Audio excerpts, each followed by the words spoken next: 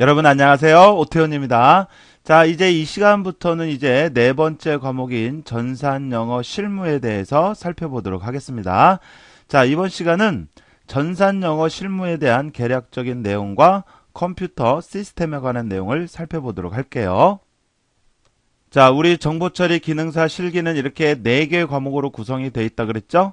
자, 그래서 애플리케이션, 알고리즘, 자, 요거 중요하다 그랬고, 자, 그 다음에 데이터베이스 구축 및 관리, 그 다음에 신기술 동향했고, 그 다음에 이제 전산영어 실무, 이 과목에 대한 내용을 살펴볼 건데, 이 과목 역시 용어에 대한 설명의 용어, 단지 이 용어를 영문으로 물어본다라는 거죠. 자, 그래서 전산영어 실무는 100점 만점 중에서 20점 배점으로 구성되어 있어요. 20점 배점. 자, 그러면 알고리즘 50점, 그 다음에 데이터베이스 20점, 신기술 동향 10점 해서 이 전산영어까지 해서 총 100점 만점으로 구성이 되어 있는 거죠. 자, 그러면 이 전산영어 실무는 어떤 내용의 용어들이 출제가 되느냐면, 자, 용어가 출제된다 그랬는데요. 자, 일단 필기 과정 또는 실기 과정에서 들어봤을 법한 용어들, 그리고 신기술 동향에서 다뤘던 내용들도 전산 영어에서 출제가 되고 있어요.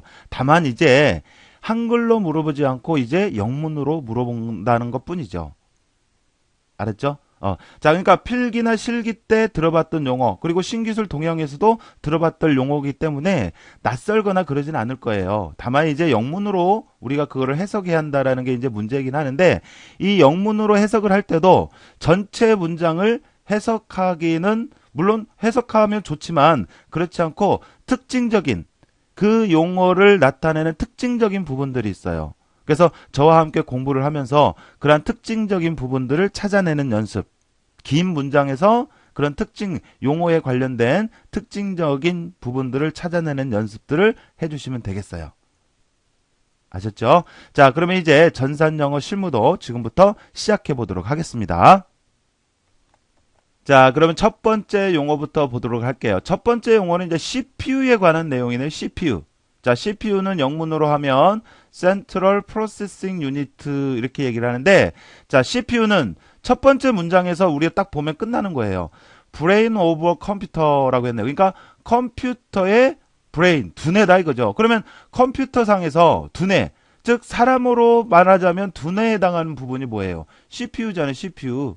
여러분들 두뇌에서 뭐를 하죠? 우리 사람 두뇌에서 뭐를 해요?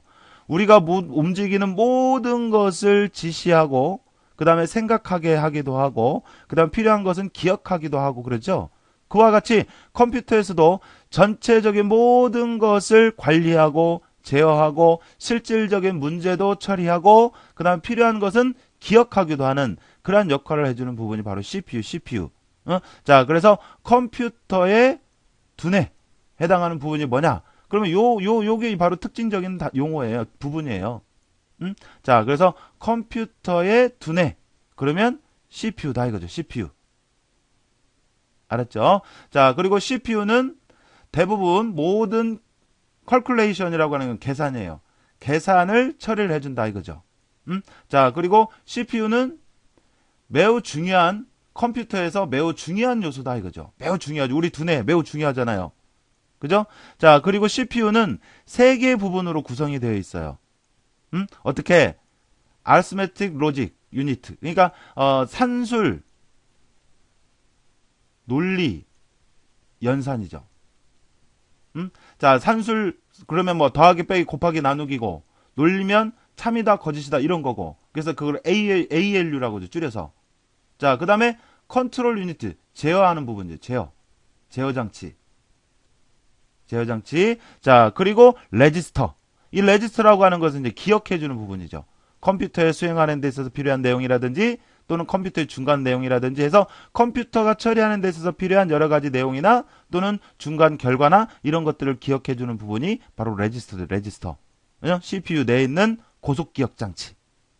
알았죠? 자, 그래서 CPU라고 하는 것은 컴퓨터에서의 두뇌에 해당하는 부분이고 컴퓨터에서 가장 중요한 부분이고 그 다음에 컴퓨터의 CPU는 세 개의 부분으로 구성이 되어 있는데 산술 논리 연산 장치, 그 다음에 제어 장치, 그 다음에 레지스터라고 하는 거 이렇게 해서 세 개의 부분으로 구성이 되어 있다. 그래서 이러한 내용으로 문제가 나왔다. 그러면 요거는 뭐에 대한 용어냐 물어보면 아, 이거는 CPU에 대한 내용이다. CPU. 자, 한마디로 얘기하자면 CPU는 컴퓨터의 두뇌에 해당하는 부분이다라는 거. 아셨죠? 자, 실제 시험에서는 이렇게 해석된 내용은 없어요, 여러분들. 알았죠? 그래서 그리고 어떤 내용에 대해서 물어보고 싶다 그러면 그 물어보고자 하는 용어에 대해서 이렇게 괄호가 들어가는 거죠. 그러면 이 내용들을 쭉 읽어보고 아, 이거는 지금 뭐에 대한 어떤 용어에 대한 설명이구나 해서 그거를 답방 보기에 찾으셔서 여러분들 OMR 카드에 마크해 주시면 되는 거예요. 됐죠? 자, 그 다음 두 번째로 레지스터라고 하는 용어인데, 자, 레지스터, 금방 위에서도 얘기했죠? 자, 레지스터라고 하는 건 CPU 내에 있는 고속기억 장치입니다. 자, 그래서 보면, 자, 하이스피드라고 하는 거, 이건 이제 고속이라는 얘기고, 그 다음에 스토리지, 뭐요? CPU 내에 있는 스토리지, 기억 장치다 이거죠. 근데 하이스피드래요. 고속에. 그러니까 CPU 내에 있는 고속기억 장치, 그러면 레지스터를 얘기를 하는 거예요. 알았어요? 자, 그래서 이 CPU가 처리하는 데 있어서 필요한 내용이라든지 또는 어떤 처리한 결과라든지 이런 것들을 잠깐 기억해주는 CPU 내에 있는 고속의 기억 장치가 뭐냐 그러면 레지스터를 얘기를 하더라 이거죠. 됐죠? 자, 그 다음 세 번째로 어큐뮬레이터. 자, 우리말로 하면 누산기를 얘기를 하죠. 어큐뮬레이터. 자, 그래서 요거는 이 레지스터의 한 종류입니다. 레지스터의 한 종류. 어큐뮬레이터는. 자, 그래서 이 CPU 안에 있는 어큐뮬레이터. 자, 요거는 이제 레지스터의 한 종류고요. 자, 그 다음에 요거는 이제 이 중간에 이런 말이에요. 인터미디어트. 그래서 산술과 논리 연산의 결과. 그러니까 산술과 논리 연산의 중간 결과를 기억해 준다는 얘기예요. 레지스터 중에서 CPU 안에 있는 레지스터 중에서 산술 연산과 논리 연산의 중간 결과를 잠깐 기억해주는 그런 역할을 해주는 것이 바로 뭐냐면 어큐뮬레이터. 자, 요거 우리 필기 공부할 때 요거 여러 번 제가 강조해드렸죠. 레지스터의 종류는 여러 가지가 있어요. 그 중에서 연산 결과를 잠깐 기억해주는. 가령 예를 들어서 뭐 우리 연산 식이 가령 뭐 이렇게 있고 그 다음에 뭐 이렇게 있다. 자, 그러면 우리 연산을 수행을 할 때 이 괄호가 먼저잖아요. 그래서 요걸 먼저 하고, 그 다음 얘하고 이제 더하는 거 아니에요. 그러면 먼저 컴퓨터도 요걸 먼저 연산을 한단 말이에요. 그러면 이 연산을 했을 때 그 결과를 기억해 줘야 돼요. 그래야 나중에 A하고 더해서 최종 결과를 얻어낼 거 아니에요. 이렇게 연산 결과의 중간에 연산 결과를 잠깐 기억해 주는 것. 그게 바로 CPU 내에 있는 누산기란 말이에요. 누산기, 어큐뮬레이터. 알았어요? 그걸 얘기를 하는 거고요. 자, 그 다음에는 CU라고 해서 뭐 편의점이 아니에요. 컨트롤 유니트. 그래서 제어 장치를 얘기를 하는 거죠. 제어 장치. 자, 그래서 제어 장치. 자, 컴퓨터에 보면 CPU. 자, CPU 보면은 크게 세 부분으로 구성이 되어 있다 그랬어요. 자, 연산 장치가 있고요. 연산 장치. 그 다음에 제어 장치. 자, 그 다음에 이제 레지스터. 기억해주는 부분. 자, 크게 이렇게 세 개의 부분으로 되어 있는데, 이 연산장치는 이제 실질적으로 연산을 해주는 부분이고, 이 제어장치가 뭐 하는 거예요? 우리 뇌에서도, 사람도 뇌에서도, 모든 것을 어떤 지시하고 하듯이 컴퓨터의 전반적인 것을 지시하고 관리하고 통제해주는 부분이 있어요. 그게 바로 제어장치거든요. 자, 그래서 컴퓨터의 모든 자원을 관리를 한다 이거죠. 제어장치로부터. 그러니까 제어장치가 컴퓨터의 모든 자원을 관리를 해줘요. 그래서 컴퓨터의 모든 자원을 관리해주는 부분이 뭐냐라고 하면 이제 제어장치를 얘기를 하는 거죠. 제어장치. 그래서 트래픽 캅이라고 해서 교통경찰이다 이렇게 생각해 볼 수도 있더라 이건 얘기예요. 자, 근데 제어장치가 뭐냐 그러면 여기를 보면 알아요. 컴퓨터의 모든 자원을 관리해준다 이거죠. 알았죠? 누가? 제어장치가. 컨트롤 유니트. 됐죠? 자, 그 다음에 메모리라고 하는 용어가 나오는데요. 메모리, 기억장치죠. 자, 그래서 메모리는, 전자적 홀딩 플레이스라 그래서 전자적, 그러니까 저장장소. 이렇게 보시면 돼요. 전자적 저장장소다, 이거죠. 그럼 뭐를 위한? 뭐를 위한? 자, 명령어와 데이터. 그 다음에, 우리 컴퓨터의 마이크로 프로세스라고 하는 것은 이제 처리기죠. 그러니까 처리기 그러면 CPU를 얘기를 하는 거예요, 흔히. 알았죠? 그러니까, 컴퓨터의 마이크로 프로세스가 빨리 접근할 수 있도록, 어디에? 명령어와 데이터에 빨리 접근할 수 있도록 하는 전자적 기억 장소다라고 되어 있네요. 전자적 기억 장소다. 자, 그 다음에 또 읽어보면요. 우리들의 컴퓨터에, 그러니까 일반적인 명령어를 수행을 할 때, 쭉 읽어보니까요. 오퍼레이팅 시스템, 운영체제를 얘기를 하는 거예요. 윈도우즈와 같은. 그래서 운영체제의 메인 파트, 그러니까 핵심적인 중요한 부분, 그리고 응용 프로그램, 그러니까 응용 프로그램 전체 또는 일부, 그리고 릴레이트 데이터에서, 그러니까 사용 중인 연관 데이터. 그러니까, 자, 그 메모리라고 하는 게 운영체제의 핵심적인 부분을 저장을 하거나, 그 다음에 응용 프로그램이라고 하는 것은 우리가 사용하는 프로그램이잖아요. 그러니까 운영 프로그램의 일부나 전체, 그리고 지금 사용 중인 데이터, 이러한 것들을 저장하는 부분을 뭐라고 하느냐 이거죠. 자, 그러면 이러한 부분이 뭐냐면 이 메모리, 여기선 메모리라고 하지만 정확히 얘기하자면 주기억장치. 더 정확히 얘기하자면 램을 지금 얘기를 하고 있는 거예요. 램. 더 정확히 얘기를 하면요. 그러니까 보기에 램이 있었다 그러면 램이 답이 되는 거예요. 만약에 램이 없이 메모리로 되어 있었다 그러면 우리가 램을 다른 말로 하면 메모리라고도 하니까 답에 보기에 메모리가 있으면 이제 메모리가 답이 되는 거고, 만약에 메모리 없이 램이 보기에 있었다 그러면 램이 답이 되는 거예요. 지금 이 내용의 흐름상 램에 관한 얘기예요. 램에 관한 얘기. 자, 그러면 보세요. CPU가 있고 그 다음에 램이 있어요. 램. 그러면 컴퓨터는 수행하는 데 있어서 필요한 내용을 항상, 일단 우리가 컴퓨터에 저장하고 설치하고 하는 내용들은 이 하드디스크에 저장이 된단 말이에요. 보조기억장치 하드디스크. 그러면 우리가 어떤 명령을 이제 실행을 하고 또 어떤 프로그램을 실행을 하잖아요. 그러면 그 실행한 명령어 또는 실행한 프로그램, 이게 실행하기 위해서 램이라고 하는 곳으로 옮겨다 놓고 CPU가 작업을 한단 말이에요. CPU가 가져와서 작업을 한단 말이에요. 이 램이라고 하는 것은 우리가 쉽게 얘기하자면 작업하는 데 있어서 필요한 것들을 가져다 놓는 곳. 자, 여러분들도 예를 들어서 책상에 책꽂이가 있고 서랍이 있고 그래요. 자, 그런데 책들을 책꽂이에 다 이렇게 정리를 해놨어요. 자, 그런데 그 중에서 내가 예를 들어서 국어 공부를 해야겠다 그러면 국어 공부하는데 필요한 것들을 책꽂이에서 꺼내서 책상 또는 작업대에다가 딱 펴놓고 공부를 할 거 아니에요. 영어 공부할 때는 영어 공부하는데 필요한 것들을 가져다 놓고 할 거 아니에요. 자, 그런 것처럼 컴퓨터도 일단 하드디스크에 있는 것을 우리가 실행을 시키면 그 실행시킨 내용이 램이라는 곳으로 옮겨져요.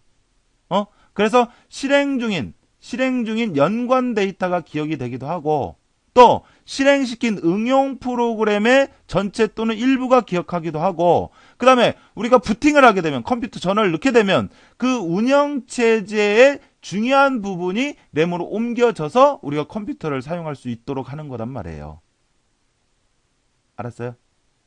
자, 그래서 전체적인 흐름이, 자, 여기서는 메모리지만 정확히 얘기하자면 지금 램에 관한 내용을 설명하고 있는 겁니다.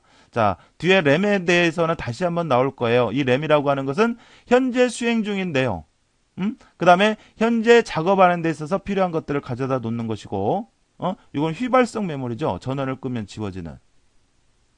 그죠? 자, 그래서 그런 특징들을 가지고 있습니다. 자, 그래서 여기서는 지금 메모리, 자, 정확히는 램에 관한 내용을 설명하고 있다라는 거. 자, 그 다음에 롬에 관한 용어가 문제가 나오는데, 자, 롬. 자, 리드 온리 메모리의 약자예요. 리드 온리 메모리. 자, 무슨 말이에요? 오로지 읽기만 할 수 있는 메모리란 얘기예요. 자, 그래서 여기 보면 약어다 이거죠. 뭐의 약어냐? 리드 온리 메모리의 약어다 이거죠. 자, 그러면 바로 롬이에요, 롬. 뭐 다른 거 따져볼 필요 없이 오로지 읽기만 가능한 메모리. 롬의 롬. 알았어요? 자, 그리고 보면 여기 그런 말도 있어요. 삭제할 수 없고 오로지 읽기만 할 수 있는 읽기만 할 수 있는 메모리. 그게 바로 롬이죠. 자, 여러분들 이 롬이라고 하는 것도 주기억 장치 중에 하나죠. 자, 그래서 어떤 시스템, 컴퓨터 수행에 있어서 필요한 시스템 정보라든지 컴퓨터 수행에 있어서 기본적인 정보가 기억이 되는 그 부분이죠. 그래서 컴퓨터가 부팅하는 데 있어서 필요한 내용도 기억이 되고 하는데 이 롬이라고 하는 거 요거는 시스템적인 정보고 가장 기본적인 정보가 저장이 되기 때문에 함부로 저장됐던 내용이 지워지거나 그러면 안 된단 말이에요. 여러분들도 개개인마다 기본적인 정보, 우리 사람한테도 개개인마다 기본적인 정보 있죠. 예를 들자면 뭐 주민번호라든지 이름이라든지 이런 거, 그런 기본적인 정보 자고 일어났더니 없어졌어요. 그 말이 돼야 안 되죠. 그러니까 이런 기본적인 정보는 함부로 지울 수가 없어요. 오로지 읽기만 가능해요. 알았죠? 수정할 수도 없고, 그래서 이러한 특징을 가지고 있는 게 바로 롬이고, 그 다음에 이 롬의 특징, 그러면 이제 전원을 꺼도 지워지지 않는 비휘발성 메모리, 그러는 거죠. 비휘발성. 전원을 꺼도 지워지지 않는다. 됐죠? 자, 그래서 롬이 있고, 자, 그 다음에 이제 그 밑에는 램에 관한 내용이에요, 램. 자, 램은 랜덤 액세스 메모리의 약자예요. 무슨 말이에요? 랜덤, 임의대로, 수시로, 이런 말이고, 액세스, 접근해서 사용할 수 있는 메모리, 이런 얘기예요. 그래서 임의 접근 기억 장치. 우리가 이 램이라고 하는 거, 앞에 전에 금방 말씀드렸죠? 컴퓨터가 어떤 내용을 수행을 할 때, 현재 수행 중인 내용, 또는 현재 작업 중인 내용이 저장이 되는 곳이 바로 이 램이 램. 그래서 CPU는 항상 수행하는 데 있어서 필요한 것들을 어디에다? 이 램에다 가져다 놓고 작업을 해요. 그래서 여기 이 램은 현재 작업하고 있는 상황이 그대로 기억이 돼 있는 거예요. 알았죠? 자, 예를 들어서 여러분들이 한글 프로그램을 실행시켰어. 그러면 그 한글 프로그램의 핵심적인 부분이 일단 램으로 옮겨져서 작업이 이루어지는 거예요. 그러면 지금 현재 그 한글 프로그램을 이용해서 모니터 상으로 여러분들이 어떤 문서를 쭉 작성하는 게 보이죠? 그러면 그 작업하고 있는 그때 그 상황, 그것들이 바로 이 램에 계속해서 기억이 되고 있는 거예요. 알았죠? 자, 그래서 이 램이라고 하는 것은 수정이 가능한 메모리다 이거죠. 수정할 수 있는 메모리. 이거를 우리가 램이라고 합니다. 램, 주기억 장치 중에서. 알았어요? 자, 그리고 수시로 접근할 수 있는 그런 특징을 가지고 있고요.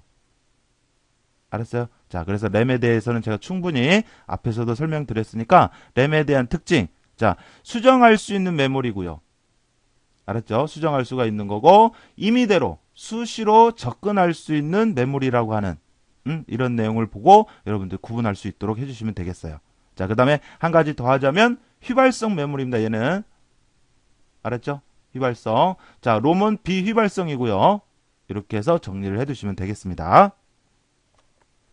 자, 그 다음에 캐시라고 하는 캐시 메모리에 대해서 지금 설명을 하고 있는 그런 내용인데, 자, 캐시 메모리. 자, 캐시 메모리라고 하는 것은, 자, 캐시 메모리는 쭉 해서 읽어보면, 임시기억장치다라고 하는 거. 임시기억장치. 컴퓨터 메모리 중에서 임시기억장치로 이용이 되고 있고, 자, 그 다음에 여기 쭉 읽어보면, 메인 메모리, 그러니까 주기억장치보다 더 빨리 접근할 수 있는 임시 기억 장치다. 이게 바로 캐시에 대해서 지금 설명하고 있는 거예요. 캐시. 자, 그래서 앞에서도 금방 얘기했지만 이 CPU가 있고 그 다음에 램, 주기억 장치, 램이 있어요. 자, 여러분들 우리 시험 문제에서 주기억 장치 그러면 우리 이 램에 관한 얘기다라고 여러분들 알아두시면 돼요. 롬이라고 하는 것은 그냥 우리가 그 정보를 읽기만 하는 거지 그 내용을 가지고 우리가 작업하는 게 아니거든요. 그러니까 우리가 컴퓨터가 어떤 일을 하는 동안 계속 사용되는 게 바로 이 램의 정보를 이용을 하는 거거든요. 또 여기다 기억하기도 하고, 그러니까 문제에서 주기억 장치 그러면 이 램에 관한 얘기다라는 걸 알아두세요. 또 메모리 그래도 특별한 의미가 특별히 지시되지 않는 한 램에 관한 얘기다라는 걸 알아두세요. 알았죠? 자, 그러면 자, 앞에서도 얘기했죠. CPU가 어떤 일을 하려고 한다. 그러면 수행하는 데서 필요한 것은 이 램에다 가져다 놓고 작업을 한다고요. 그런데 자, 얘는 이 램이라고 하는 것은 CPU하고 비교를 해보면 얘는 저속이고 CPU는 굉장히 고속이에요. 그러다 보니까 속도 차가 있거든요. 그래서 CPU가 램한테 뭘 요구를 해요. 그러면 얘가 빨리빨리 이 CPU 속도, 처리 속도에 맞춰서 자료를 보내줘야 되는데 얘가 그러지를 못하는 거예요. 그러다 보니까 CPU는 자, 뭐 보내줘라. 그러면 또 기다렸다가, 그러니까 얘가 노는 거죠. 그 다음에 갖고 오면 그 다음에 이제 작업하고, 또 뭘 보내달라. 그러면 얘가 또 바로바로 못 보내주는 거예요. 이 속도에 못 맞추는 거죠. 자, 그러다 보니까 속도의 차로 인해서 문제가 발생이 되더라 이거죠. 그래서 이 중간에 캐시라고 하는 메모리를 두었어요. 그래서 여기에 캐시 메모리는 주기억 장치보다 더 고속이고, 자, 이 캐시라고 하는 곳에 최근에 사용된 내용이나 또는 자주 사용하는 내용을 여기다 저장을 해놔요. 그래서 CPU는 이제 주기억 장치를 직접 가는 게 아니라 캐시를 먼저 검색을 해요. 그래서 캐시에 있으면 바로 갖다 쓰는 거예요. 이 램보다 더 빠른 게 캐시고, 거리상으로도 이 캐시가 더 가깝기 때문에 CPU 속도를 이제 뒷받침해 주는 거죠. 알았어요? 그래서 CPU는 이제 어떤 것을 수행을 하려면 캐시를 먼저 검색을 해서 여기서 가져다 쓰는 거예요. 그러다 보니까 전체적인 속도를 이제 향상시킬 수가 있더라 이거죠. 만약에 검색을 했는데 캐시 없어. 그러면 이제 그때 주기억 장치에서 갖다 놓고 그 다음에 또 작업을 하면 되는 거고요. 알았어요? 그래서 이와 같이 캐시는 CPU와 이 주기억 장치 간의 어떤 속도 차로 인한 문제를 해결하기 위해서 최근에 또는 자주 쓰는 내용을 저장해주고 해줌으로 해서 CPU의 어떤 성능을 향상시키는 그런 어떤 목적으로 만들어진 임시 기억 장소다 이거죠. 임시 기억 장치. 알았죠? 자, 그리고 이 메인 메모리보다 주기억 장치 램보다 더 빠른 접근이 가능하다. 이런 얘기입니다. 됐어요? 자, 그 다음에 버퍼라고 하는 용어가 있죠. 버퍼. 자, 이 버퍼라고 하는 것은, 자, 여기, 요 한 문장으로 우리가 버퍼라고 하는 것을 알아두셔야 돼요. 자, 임시 자료예요. 요거는 임시 자료를 저장하는 공간. 저장 공간. 임시 자료를 저장하는 공간이에요. 그게 바로 버퍼예요, 버퍼. 주기억 장치에 있는 버퍼. 자, 캐시는 임시 기억 공간이에요. 임시 기억 공간. 근데 버퍼는 임시 자료를 기억해주는 공간. 알았죠? 자, 그래서 임시 자료를 기억해주는 공간, 그러면 이거 버퍼를 얘기를 하더라고요. 버퍼. 자, 이 버퍼라고 하는 것을 우리가 사용한 예를 보면, 예를 들어서 이런 거예요. CPU가 있고, 예를 들어서 뭐 프린터가 있다고 할까요? 자, 그러면 CPU는 고속이고 프린터는 저속이에요. 자, 그런데 CPU가 프린터의 속도를 맞추지 않고 그냥 인쇄할 자료를 그냥 막 보내버리면 얘가 그걸 다 못 받아들인단 말이에요. 또 그런다고 해서 이 프린터 속도에 맞춰서 CPU가 또 천천히 보내다 보면 프린터 되는 동안 또 얘는 놀아야 되고 계속해서 다른 일을 못 하고, 그러다 보니까 이렇게도 속도차가 있잖아요. 그래서 이럴 때 중간에 어떤 자료를 CPU가 인쇄할 내용을 이 버퍼라고 하는 곳에서 보내버려요. 그러면 CPU는 이제 다른 일을 하는 거고, 이제 프린터는 그러면 버퍼에 있는 내용을 가져다가 이제 인쇄를 하면 되는 거예요. 알았죠? 그래서 이렇게 어떤 장치 간의 속도차라든지 이런 문제가 있을 때 어떤 내용을, 임시 자료를 기억해 두기 위한 공간이 있어요. 그거를 버퍼라고 한대요. 버퍼. 알겠죠? 버퍼는 임시 자료를 저장해 두는 공간입니다. 알았죠? 자, 그 다음에 플래시 메모리라고 하는 게 있어요. 플래시 메모리. 자, 이 플래시 메모리는, 자, 비휘발성이란 얘기예요. 비휘발성. 컴퓨터 기억 칩이에요. 칩. 장치가 아니라 칩이네요. 칩. 비휘발성이고, 비휘발성이라는 얘기는 그러니까 전원을 꺼도 지워지지 않는다 이거죠. 그러니까 저장할 수 있는 칩이에요. 칩. 알았죠? 정기적으로 지우고, 그 다음에 다시 저장할 수 있는, 그래서 정기적으로 지우고 다시 저장할 수 있는 비휘발성 컴퓨터 저장 칩이네. 칩. 자, 그리고 또 하나 중요한 내용이, 자, 포터블. 요게 휴대용이라는 얘기. 휴대용. 그러니까 휴대용 전자장치다. 이거 휴대용 전자장치. 그리고 컴퓨터 하드웨어를 대신을 한대요. 컴퓨터 하드웨어 드라이브. 하드웨어 드라이브를 대신할 수가 있다라고 했는데, 자, 이 플래시 메모리라고 하는 거, 여러분들 휴대용 장치들 있죠? 예를 들어서 뭐, 휴대폰이라든지, 휴대폰. 자, 휴대폰에도 보면 기억 장치 있죠? 자, 그 다음에, 디지털 카메라든지, 디지털 카메라. 또 여러분들 USB 메모리라든지, 뭐 이런 것들 전부 다 어때요? 휴대할 수 있는 기억 장치들이죠? 이 디지털 카메라에도 보면 이 SD 카드 같은 거 있잖아요. 그죠? 이런 것들이 전부 다 뭐냐면 이 플래시 메모리라고 하는 거예요. 플래시 메모리. 휴대용. 알았어요? 그래서 전원을 꺼도 지워지지 않는 비휘발성 메모리고 자료를 저장할 수 있는 칩이고요. 그 다음에 정기적인 것으로 해서 지우고 다시 쓸 수가 있고 휴대용 전자장치. 알겠어요? 휴대용 전자장치. 자, 그래서 이런 내용으로 구성이 되면, 이거는 플래시 메모리구나. 이렇게 알아두시면 되겠어요. 디지털 카메라든지 휴대폰이라든지 이런 곳에 있는 메모리가 바로 플래시 메모리. 됐죠?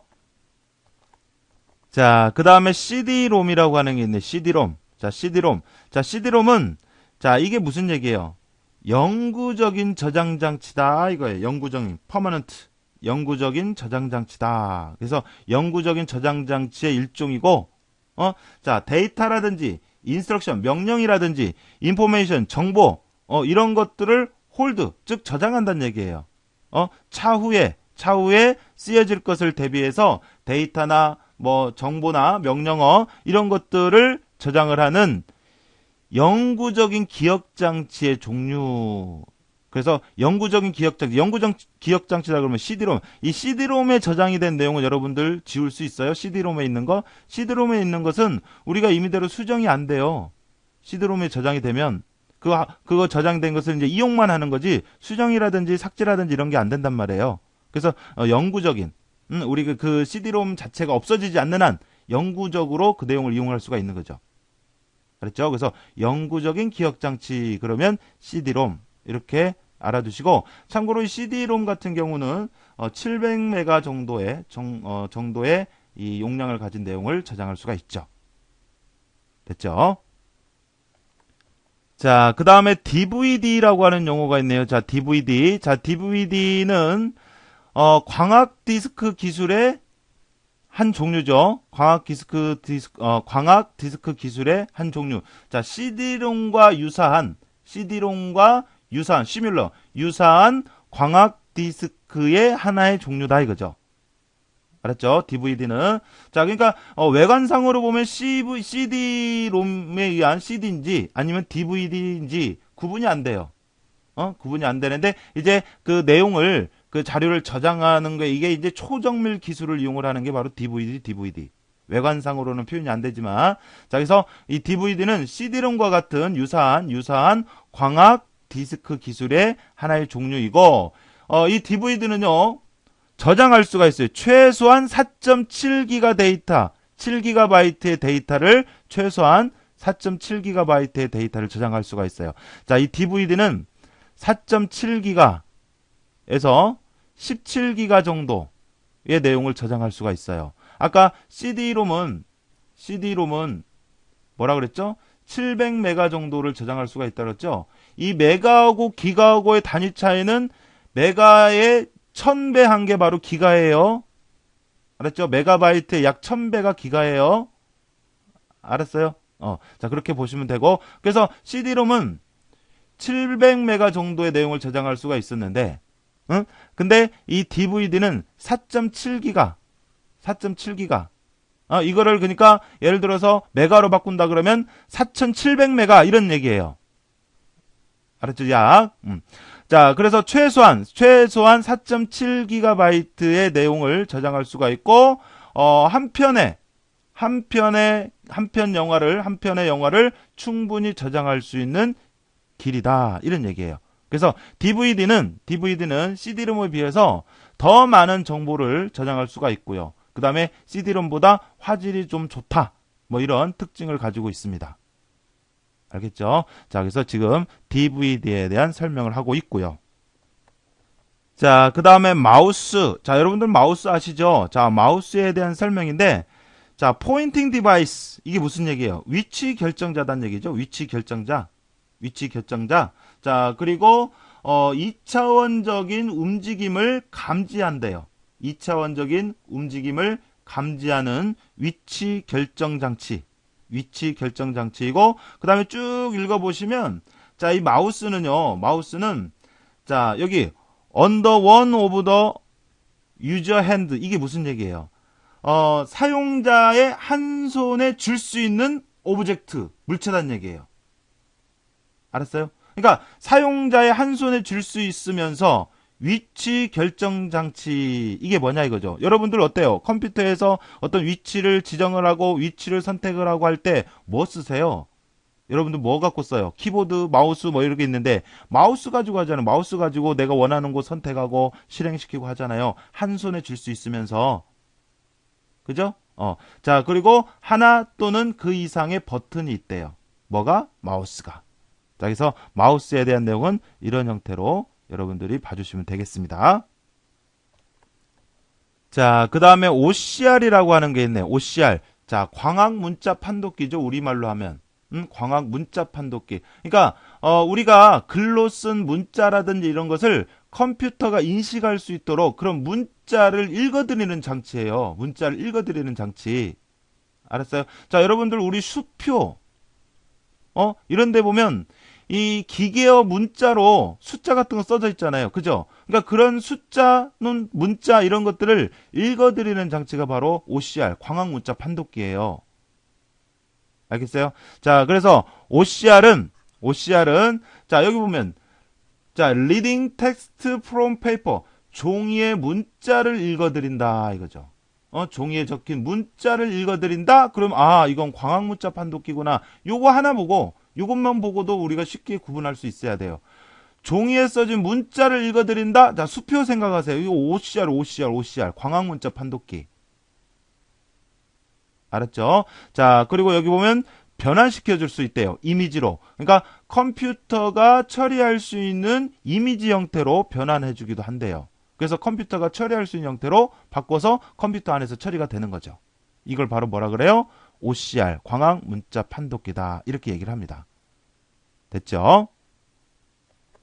자, 그 다음에 프린터라고 하는 용어가 있는데요. 자, 이 프린터라고 하는 것은 쭉 읽어보시면, 자, 여기 하드카피라고 하는 용어 있어요. 하드카피.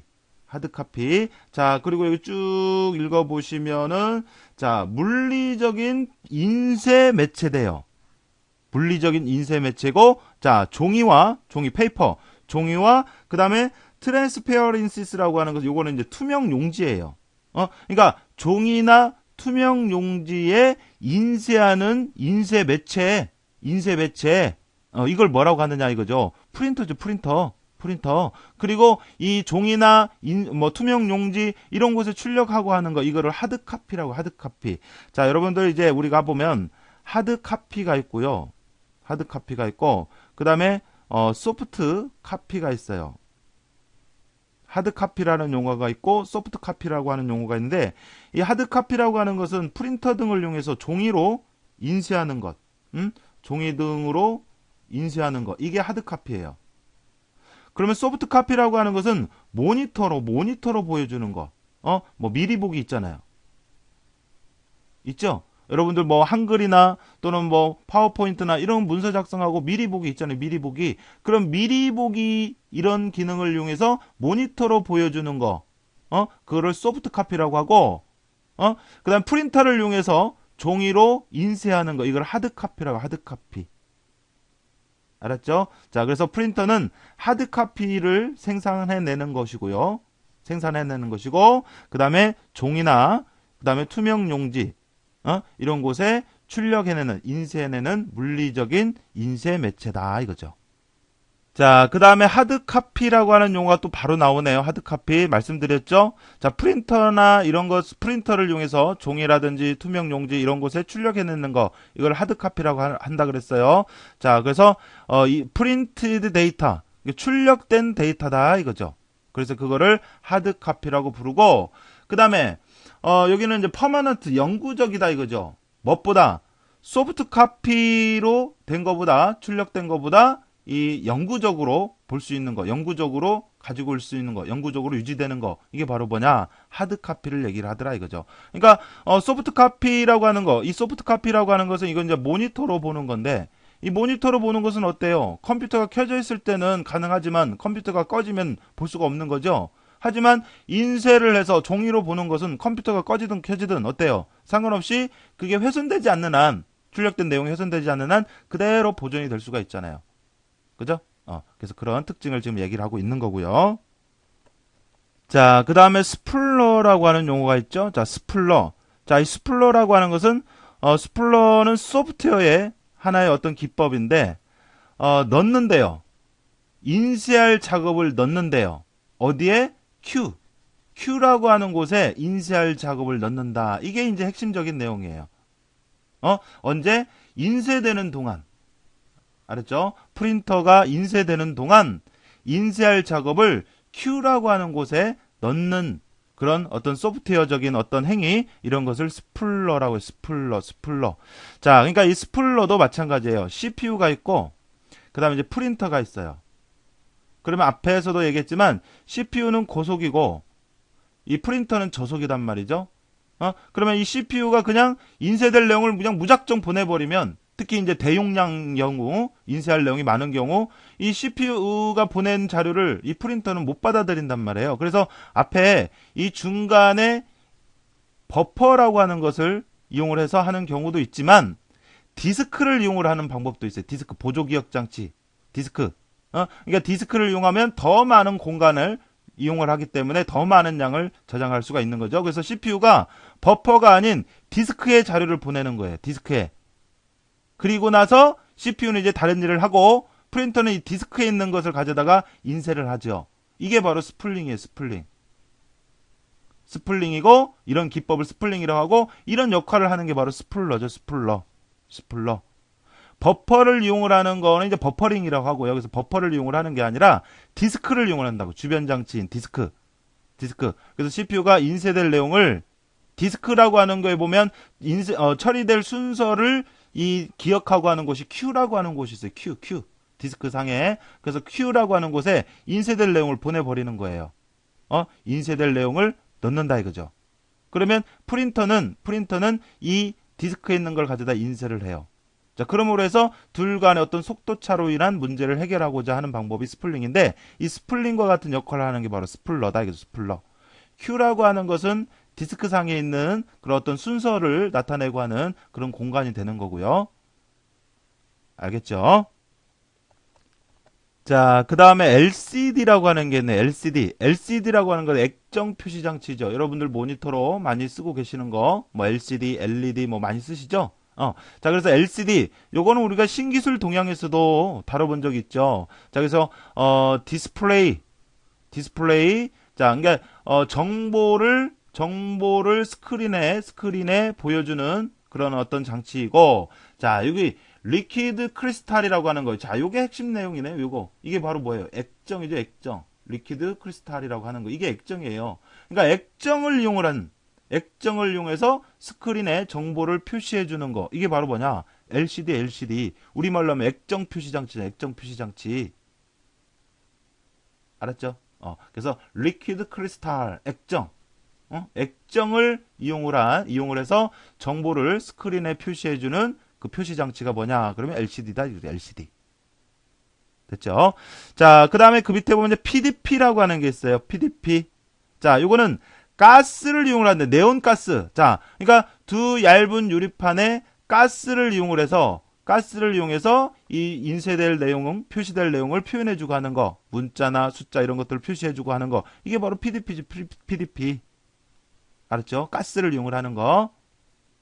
알았어요? 자, 그리고 PDP는 플라즈마 디스플레이 패널, 요거의 약자다 이거죠. 알았죠? 자, 가스를 이용을 한다. 그럼 뭐요? PDP. 그 다음에 액정을 이용을 한다. 그러면 뭐요? LCD. 됐죠? 구분해 주시고요. 자, 그 다음에 USB라고 하는 용어가 있네요. USB. 자, USB는 대체한대요. 자, 모두 서로 다른 종류의 시리얼, 직렬이고요. 그 다음에 병렬, 그 다음에 PS2. 여러분 PS2 포트라고 하는 건 예전에 보면 우리 뭐 USB 마우스, USB 키보드 있기 전에 이렇게 끝에 모양이 이렇게 원 모양으로 된 거 있어요. 그래서 여기에 이렇게 핀이 이렇게 돼 있는 거. 이게 바로 PS2 포트예요, 이게. 그러니까 서로 다른 직렬 또는 병렬 또는 PS2 포트 이런 것들을 하나의 표준화된 스탠드다이즈드라고 하는 것은 표준화된 이런 얘기예요. 그러니까 하나의 표준화된 플러그나 포트로 대체하는 거죠. 응? 알았어요? 그러니까 서로 다른 종류의 직렬이나 병렬, 그 다음에 PS2 포트 이런 것들을 하나의 표준화된 인터페이스로 해서 대체한 것이 바로 뭐냐? USB죠, USB. 그러니까 예전에는 이렇게 직렬 포트 따로, 병렬 포트 따로, 그 다음에 PS 포트 따로, 이렇게 따로 있었단 말이에요. 연결하는 잭도 다 틀리고, 그런데 이렇게 연결하는 매체나 포트가 다 틀리다 보니까 이런 것들을 구분하기도 좀 어렵고, 해서 이거를 하나의 표준화된 이 규격 형태로 대체를 한 거예요. 그게 바로 뭐예요? USB다, USB. 알았죠? 자, 그래서 지금 뭐 메모리도 USB 형태로 연결하기도 하고, 키보드, 마우스 뭐 다 똑같죠? 프린터도 USB로 연결하기도 하고, 옛날에는 이렇게 다 틀렸단 말이에요. 연결하는 잭이나 이런 것들이. 알았죠? 자, 그래서 USB에 대한 설명을 하고 있는 거고요. 자, 그 다음에 HDMI라고 하는 용어가 있는데, 자, 이 HDMI라고 하는 거, 자, 요거는 이제 뭐를 얘기를 하느냐면요. 쭉 읽어보세요. 쭉 읽다 보면, 자, HDMI는 디지털로 대체를 한대요. 자, 아날로그 비디오의 표준을 디지털 방식으로 바꿔주는 그런 어떤 중요한 역할을 하는 게 바로 HDMI라고 하는 거예요. 그러니까 예전에는 예를 들어서 우리가 영화를 뭐 DVD나 이런 게에서 영화를 구워서 TV와 연결해서 보려고 하잖아요. 그러면 이 TV 뒤에 보면 DVD와 연결하는 단자가 있고 그거 외에 자 이렇게 여러 개의 선이 필요했어요. 그러니까 영상이 들어가는 선, 그 다음에 사운드가 들어가는 선, 뭐 이런 식으로 해서 3개 또는 그 이상의 선들로 각각 이 포트에 연결을 해서 이렇게 연결을 해서 썼어요. 이게 바로 아날로그 방식이었어요. 그러니까 그때는 이제 처음에는 아날로그 방식일 때는 영상 들어가는 곳 따로, 소리 들어가는 곳 따로, 다 따로따로였단 말이에요. 알았죠?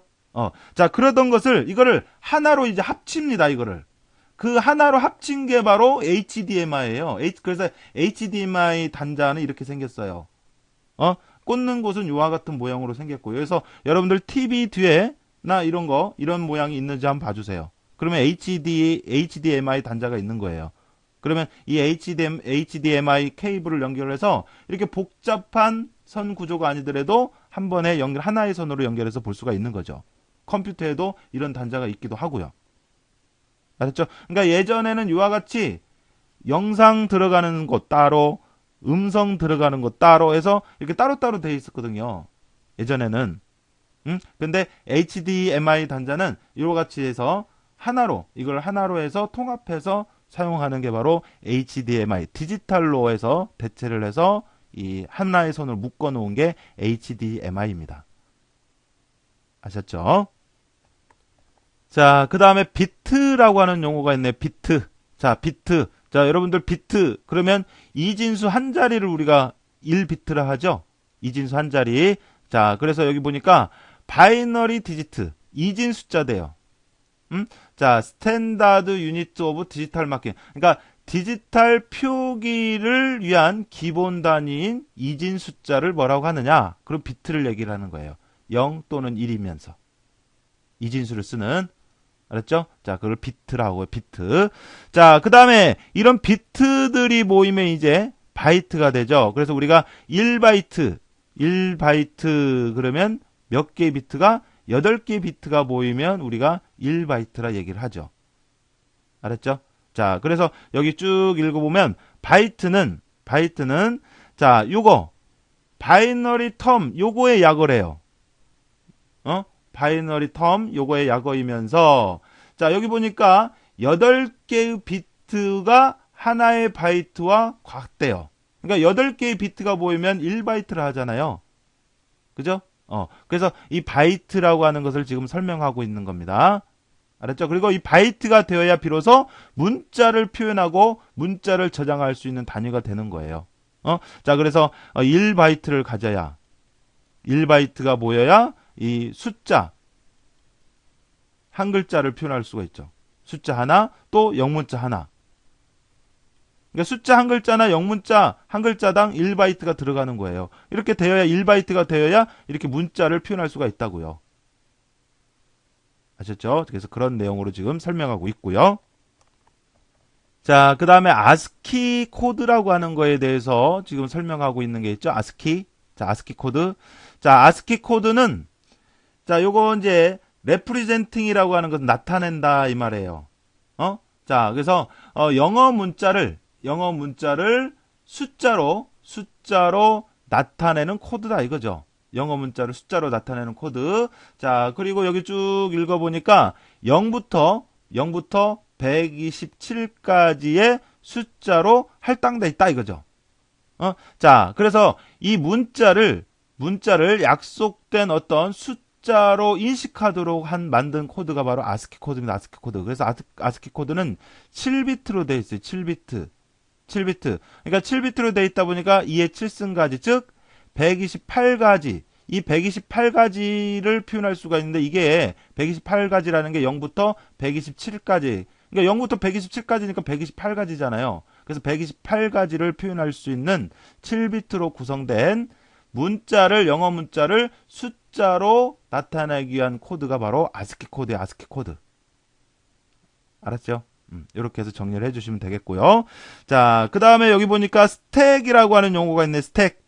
자, 스택이라고 하는 것은 뭐 앞에서 여러 번 말씀드렸지만 쭉 읽어보세요. 여기 보면 LIF라고 하는 거, 요것만 보고도 우리가 이게 뭐를 얘기를 하는구나 이렇게 알 수가 있는 거예요. 그래서 last in, 나중에 들어간 것이 first out, 먼저 나온다 이거죠. 그래서 스택이라고 하는 것은 자료 구조의 하나 형태라 그랬잖아요. 그래서 입구가 이렇게 하나의 입구를 가진, 그래서 하나의 입구를 통해서 삽입과 삭제가 이루어진다 그랬죠. 그래서 자료를 삽입을 하면 이렇게 삽입할 때마다 이렇게 위로 쌓인다 그랬잖아요. 이렇게 위로. 그러면 이제 삭제를 하게 되면 이 입구가 하나이기 때문에 들어온 곳으로 나가야 되니까 들어온 곳으로 나가려다 보니까 가장 위에 있는 것은 가장 나중에 들어온 거잖아요. 그래서 요것부터 이렇게 나가야 되죠. 그래서 나중에 들어온 것이 먼저 나가도록 하는 하나의 입구를 통해서 삽입과 삭제가 이루어지도록 하는 자료 구조. 이거를 스택이라고 한다. 스택. 아셨죠? 자, 그 다음에 UPS라고 하는 용어가 있네요. UPS. 자, 요거는 이제 무정전 전원 공급 장치라고 해서 우리말로는 이렇게 표현이 되는데, 자, UPS라고 하는 건 이런 거예요. 파워 서플라이. 그러니까, 전원을 공급을 한대요. 자, 그리고 이 배터리. 그러니까 전원 공급을 위한 배터리를 포함하고 있대요. 그러니까 언제? 자, 아우테이지라고 하는 게 요게 바로 정전이에요.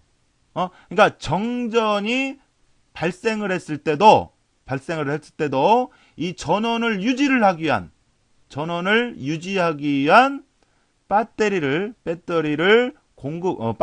포함하고 있는 전원 공급 장치를 우리가 UPS라고. UPS. 그러니까 전기가 나갔을 때도 정전과 같은 이러한 현상에 의해서 전기가 끊겼을 때도 그 전원을 공급해 주는 장치, 이게 바로 UPS. 알았어요? 그래서 대규모 정보를 저장하고 있는 예를 들어서 서버라든지 이런 곳은 수많은 회사에 수많은 정보를 저장하고 있을 건데 전기가 나갔다고 해서 얘가 유지가 안 돼 버리면 어때요? 여기와 연결돼 있는 회사라든지 이런 데서 문제가 생길 거 아니에요? 그래서 이제 그런 걸 대비를 해서 전기가 나갔을 때도 정전이나 이런 거에서 전기가 끊겼을 때도 이거를 유지할 수 있도록 전원을 공급할 수 있도록 이 무정전 전원 공급 장치가 있어야 돼요. 그래서 일정 시간 동안 전원을 공급하게 하고 이제 정전이나 이런 문제를 해결할 되면 다시 이제 대체를 하는 거죠. 알았죠? 그래서 정전이라든지 이런 어떤 현상이 발생했을 때도 전원 공급을 계속해주는 장치, 이거를 UPS, 무정전 전원 공급 장치 이렇게 얘기합니다. 자, 그 다음에 PDA라고 하는 용어가 있죠. PDA. 자, PDA라고 하는 것은 개인용 단말기죠. 개인용 단말기. 자, 그래서 여기를 쭉 읽어보니까 핸드헬드라고 하는 거, 이건 손에 쥐고 쓸 수 있는, 즉 휴대용 디바이스, 휴대용 장치다 이거죠. 휴대용 장치. 자, 컴퓨팅이라든지 또는 전화, 팩스, 인터넷, 그리고 네트워킹 기능, 이런 것까지를 할 수 있는 조합이 된 휴대용 장치를 뭐라고 하느냐? 그러면 PDA를 얘기를 하는 거예요. 그랬죠? 가지고 다니면서, 우리가 손에 쥐고 다니면서 여러 가지 작업들을 할 수 있도록 하는 개인 무선 단말기, 이걸 우리가 PDA라고 하잖아요. PDA. 디지털 단말기. 알았어요? 그래서 PDA 봐주시면 되겠고요. 자, 그래서 이렇게 해서 이번 시간에는 컴퓨터 시스템과 관련된 전산 용어들을 쭉 살펴봤는데, 자, 그러면 이와 관련된 기출문제도 한번 살펴보도록 하겠습니다. 자, 첫 번째 문제를 보니까, 이것은 컴퓨터의 두뇌인데요. 컴퓨터 두뇌. 자, 모든 계산을 수행을 하고 있고, 그죠? 자, 그리고 또 3개 파트로 구성이 되어 있대요. 산술 논리 연산 장치, 자, 그 다음에 제어 장치, 그리고 레지스터라고 하는 걸로 구성이 되어 있고, 그리고 컴퓨터 시스템에서 가장 중요한 요소돼요. 그럼 뭐를 얘기를 하는 거예요? 컴퓨터의 두뇌, 그럼 뭐예요? 사람의 두뇌와 같은 거. CPU죠, CPU. 그래서 CPU에 대한 설명을 하고 있는 거고요. 자, 그 다음에 이제 2번은, 모든 컴퓨터의 자원을 관리를 한다, 이거죠. 모든 컴퓨터의 자원을 관리를 하고 하는 거. 이게 뭐에서 하는 거예요? 그러니까 우리 두뇌에서, 사람도 뇌에서 어떤 지시를 하고 관리를 하고 하듯이 컴퓨터에서도 그러한 관리를 해주는 부분이 있다 그랬죠. 그래서 산술 논리 연산, 여기는 이제 연산을 해주는 부분이고, 그죠? 자, 그 다음에 이 컨트롤 유니트, 제어 장치가 바로 제어해주는 부분이단 말이에요. 그죠? 그래서 지금 제어 장치, 이번은 제어 장치에 대해서 설명하고 있는 그런 문제입니다. 제어 장치를 줄여서 CU라고 해요. CU. 자, 그 다음 3번은 전자적 저장 공간을 얘기를 하네요.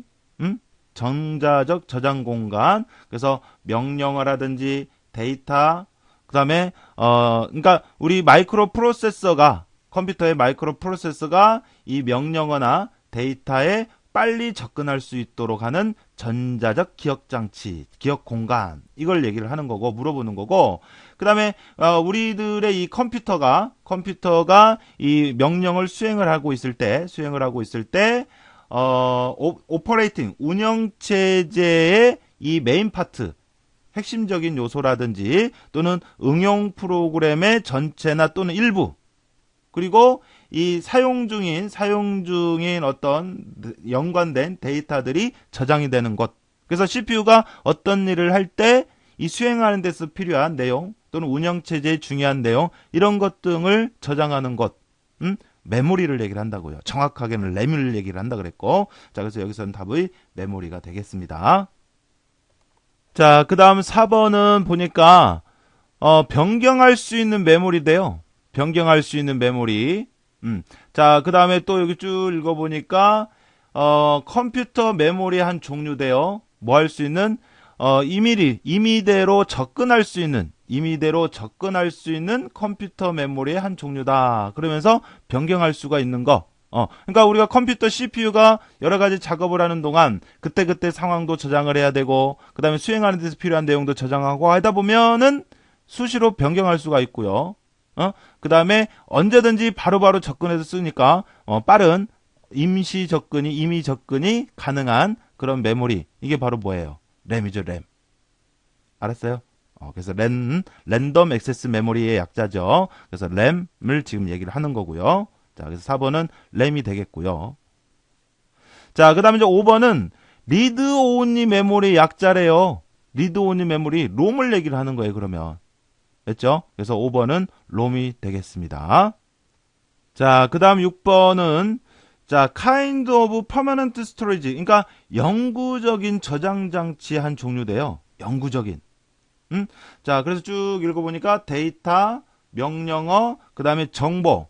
그러니까 추후에 사용될 데이터나 명령어나 정보들을 영구적으로 저장하는 저장 장치를 뭐라고 하느냐? 이게 바로 뭐예요? CD롬을 얘기를 한다 그랬죠. CD롬. 그래서 CD롬에 저장이 된 내용은 우리가 함부로 수정하거나 할 수가 없잖아요. 그죠? 저장된 내용을 우리가 쓰기만 하는데 이러한 매체. 그래서 지금 6번은 CD롬에 대해서 지금 설명하고 있는 거예요. 자, 그 다음에 7번은 자, 임시 데이터를 저장하는 공간. 임시 데이터를 저장하는 공간. 이러면 뭐라고 그랬죠? 버퍼를 얘기를 한다고요. 버퍼, 임시 데이터를 저장하기 위한 공간. 자, 그래서 7번은 버퍼에 대한 설명입니다. 자, 그 다음에 8번은 이진 숫자를 얘기를 한대요. 이진 숫자를 얘기를 한대요. 자, 디지털 마크를 위한 이진 숫자. 그래서 0과 1로 되어 있는 이진 숫자. 이게 이진수 한 자리, 이걸 뭐라고 하느냐 이거죠. 비트라고 하죠. 비트. 이 비트가 8개 모이면 바이트가 되는 거고요. 됐죠? 자, 그 다음에 9번은 쭉 읽어보면, 자, 여기, 인쇄할 작업을 넣는데요. 어디에? 큐에 프린터가 작업 중인 동안, 파일.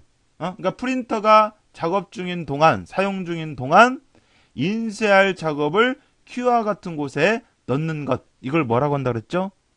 그래서 CPU와 어떤 프린터와의 속도 차로 인한 그런 문제가 있을 때, 자, 프린터가 있고 그러면 얘는 고속이고 얘는 느리다 그랬잖아요. 그래서 이 CPU가 인쇄할 내용을 디스크와 같은 공간에 보내고 그러면 프린터는 디스크에 있는 것을 가져서 쓴다 그랬죠.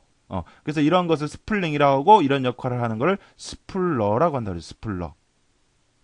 자, 그 다음 10번은 출력된 데이터대요. 출력된 데이터. 그래서 요거라고 부르는데 이렇게 쭉 읽어보니까 영구적이다 이거죠. 무엇보다 소프트 카피로 표현된 것보다 영구적이다 라고 되어 있네요. 자, 그러면 여기 소프트 카피가 나왔으니까 그러면 이 소프트 카피의 반대적인 게 뭐예요? 하드 카피잖아요. 하드 카피. 그죠? 하드 카피. 그래서 요거는 모니터나 이런 걸로 해서 출력해 주는 거고 하드 카피는 프린터를 이용해서 종이로 인쇄하고 하는 거. 그러다 보니까 종이로 인쇄하는 거 요거는 이 모니터로 출력하고 하는 것보다 더 영구적으로 볼 수가 있는 거죠. 그래서 10번은 지금 하드 카피에 대해서 설명하고 있는 문제입니다. 자, 됐고요. 자, 그 다음에 11번은 자, 정보를 스크린에 보여주는 그런 어떤 장치를 얘기를 하네요. 자, 근데 여기 있네요. 리퀴드 크리스탈, 액정을 이용을 한대요. 액정을 이용. 그럼 뭐예요? 액정 표시 장치죠? 그래서 액정 표시 장치. 자, 요거는 우리가 뭐라고 해요? LCD라고 하죠. LCD. 자, 그리고 12번도 보니까 요것도 디스플레이 패널, 그러니까 플라즈마 디스플레이 패널의 약자래요. 그러면 PDP고 가스를 이용을 한다고 돼 있네. 가스. 네온 가스. 그죠? 그러니까 이 12번은 PDP에 대해서 지금 설명하고 있는 그런 문제가 되겠습니다.